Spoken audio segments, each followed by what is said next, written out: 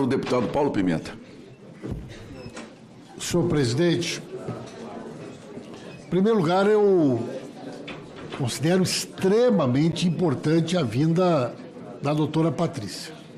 Não conhecia a doutora Patrícia, agradecer o trabalho que fez durante a reconstrução lá no Rio Grande do Sul, em nome de toda a DPU. Mas a doutora Patrícia trouxe para nós aqui informações que são muito importantes, senhor presidente, para a gente entender o que aconteceu e a origem da trama criminosa. A doutora Patrícia falou aqui que as primeiras informações mais relevantes que começaram a chegar em volume sobre estas questões foi em 2019. Alguns parlamentares aí querem falar em 16, 17, não tem problema. 19, o escândalo estourou. O grupo de trabalho do Ministério Público Federal foi criado dia 11 de abril de 2019. 11 de abril de 2019. Coordenado pelo Ministério Público Federal. E por que foi criado em 2019? Pelo volume de denúncias. Pela quantidade de denúncias. E a doutora fez um registro importante. Pelo aumento exponencial de entidades que passaram a ser cadastradas pelo INSS para fazer o desconto associativo. E veja como é importante a gente ver isso, senhor presidente. A relação direta que existe entre as entidades fantasmas cadastradas durante o governo Bolsonaro e a explosão dos descontos sem autorização. Há uma relação direta entre o roubo e o cadastro das entidades fantasmas, que foram cadastradas durante o governo Bolsonaro.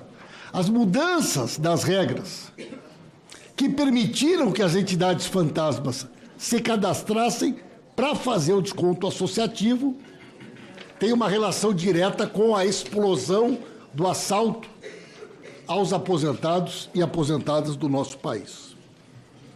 Mas veja bem, senhor presidente, o consumidor.gov.br mostra que lá em 2019 houve um aumento de 126% das queixas. O Instituto Brasileiro de Defesa do Consumidor, o IDEC, mostra que em 2020 há uma explosão de ocorrência desse tipo de situação. Mas a DPU só ajuizou uma ação civil pública em 2025. A primeira pergunta que eu faço, doutora Patrícia, se desde 2019 nós já tínhamos o grupo de trabalho.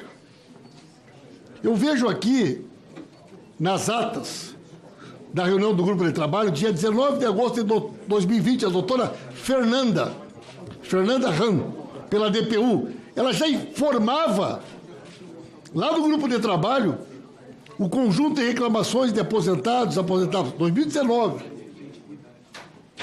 Em 2025, também lá no grupo de trabalho, o Ministério Público Federal já falava sobre o histórico de recomendações não observadas pelo INSS desde 2019 sobre os ACTs. Em 2021, dia 26 de junho, dona Cristina Kolinski, do MPF, mais uma vez indagava sobre a questão dos associativos e as normas para coibir o conjunto de denúncias. Já em 17 de novembro, a doutora Zélia, do MPF, questionou mais uma vez aonde estão as portarias, todas as denúncias feitas para o INSS e a Previdência entre 19, 20, 21. Nenhuma providência adotada, nenhuma ação ajuizada. Por que essa omissão durante 19, 20, 21 e 22 dos órgãos de controle e do governo federal, doutora Patrícia? Importante esclarecer que a Defensoria Pública da União ela ingressou em meados de 2020 no GTI, que foi criado pelo MPF. Então, ela não está desde o início do GTI.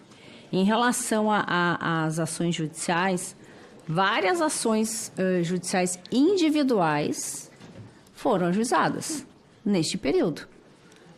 Ações coletivas foram ajuizadas, uma pelo Ministério Público Federal, no qual, lá em 2000... Qual é a data, doutora? Acho que essa ação é de 2018, 2019. Acredito que é. E a habilitação, o pedido de habilitação da DPU foi em 2025.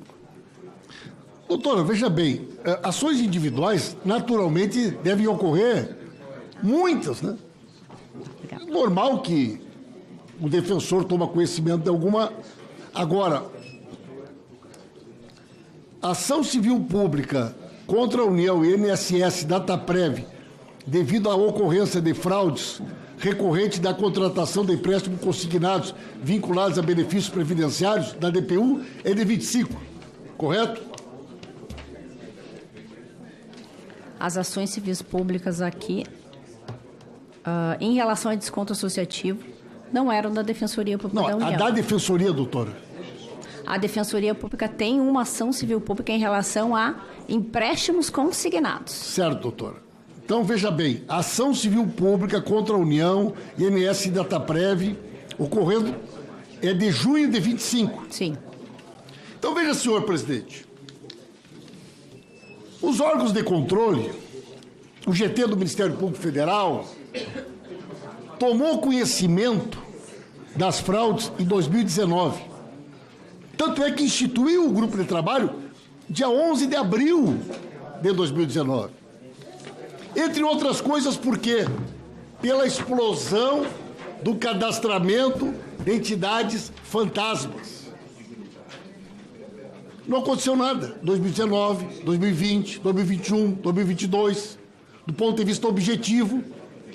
Pelo contrário, as normas foram sendo modificadas para facilitar ainda mais o cadastramento de entidades fantasmas, para permitir que não houvesse mais a necessidade da autorização individual dos descontos, para permitir que as entidades pudessem mandar lotes de 10, 20, 30 mil. Depois, havia necessidade da renovação anual, acabaram com a renovação anual, colocaram para 3 anos, e depois, numa medida provisória, botaram uma emenda Jabuti já em 2022 para tornar o desconto eterno. Então, durante todo o governo anterior, a verdade é que não teve nenhuma ação concreta para acabar com o roubo. Pelo contrário, as normas que foram modificadas para viabilizar o assalto aos aposentados, todas elas foram adotadas durante o governo anterior. E quando é que acaba o roubo? No governo do presidente Lula. Quando é que acaba o assalto? No governo do presidente Lula. Quando é que é devolvido para os aposentados o dinheiro roubado? Durante o governo do presidente Lula. E vai ser muito bom a gente ouvir aqui o delegado da Polícia Federal, porque ele vai poder nos esclarecer quantos meses a Polícia Federal aguardou, desde o momento em que ela solicitou para a Justiça Federal uma ação contra esse escândalo. Quantos meses a Justiça demorou para autorizar que a Polícia Federal pudesse agir? Vai ser muito importante a gente saber isso hoje. Por fim, senhor presidente, me parece muito importante que a gente convide para vir aqui a coordenação desse grupo de trabalho criado, desse GT, do Ministério Público Federal. Afinal de contas, se esse GT existia desde 2019, e durante 19, 20, 21, 22, não fez nada, mesmo diante de todo esse volume de denúncias, nós temos que saber por quê. Por que o INSS?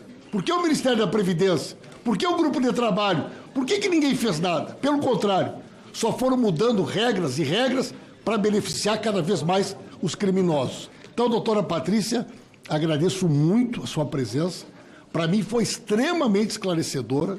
E tenho certeza que o Brasil entendeu muito melhor o esquema criminoso a partir das informações que a senhora nos trouxe.